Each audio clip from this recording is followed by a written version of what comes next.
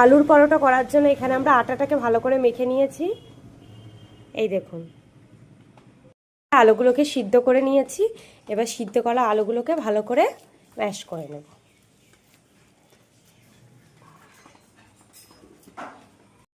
আলুগুলোকে এখানে আমি খুব ভালো করে মাখিয়ে নিয়েছি।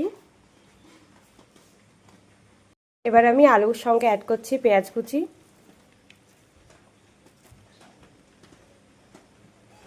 দিচ্ছি লঙ্কা গুঁড়ো। লঙ্কা গুঁড়ো দেওয়া হয়ে গেছে। এবার আমরা ভালো করে মেখে নেব। এবার আমরা ভালো করে আলুটাকে মাখিয়ে নেব হাতের সাহায্যে। খুব ভালো করে মাখিয়ে নিতে হবে। আলুর পরোটা খেতে ভীষণ ভালো লাগে। আমাদের আলু মাখা হয়ে গেছে। এবার আমরা পরোটাগুলোকে বানিয়ে নেব। এবার আমরা পরোটাগুলোকে এইভাবে বানিয়ে নেব হাতের সাহায্যে। প্রথমে একটু বেলে নিচ্ছি।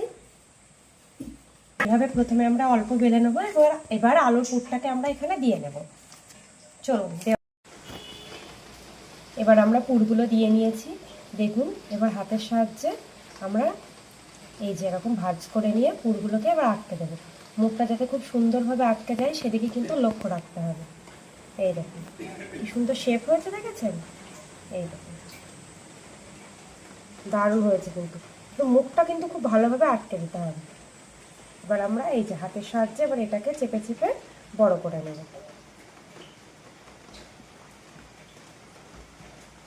এবার আমরা হাত দিয়ে চেপে চেপে বড় শেপ দিয়ে নিচ্ছি। প্রথমেই কিন্তু বেলতে যাবেন না, তাহলে কিন্তু ভালো হবে না, পুরটা বেরিয়ে আসবে। এভাবে চেপে চেপে বড় করে নেবেন, তারপরে আলতো হাতে বেলে নেবেন। তাহলে পুরটাও চারিদিকে খুব সুন্দর সমানভাবে যাবে, আর পুরটা বেরিয়েও কিন্তু আসবে না। দেখুন আমি যেভাবে করছি, মাঝখানে খুব বেশি চাপ দেওয়া যাবে না, সাইডেরগুলো হালকা করে বেলে নিতে হবে, খুবই সাবধানে।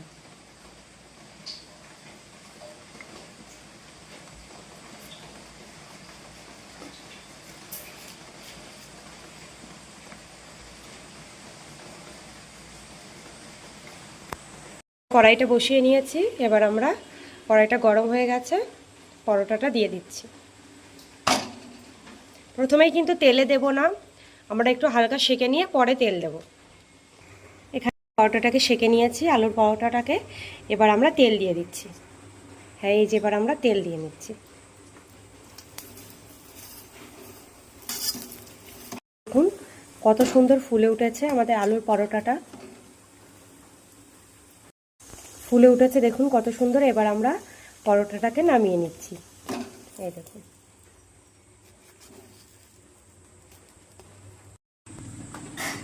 আমাদের আলুর পরোটা বানানো হয়ে গেছে। দেখুন কতটা সুন্দর হয়েছে, দারুণ হয়েছে। কিন্তু আপনারাও বাড়িতে একবার এইভাবে ট্রাই করে দেখবেন।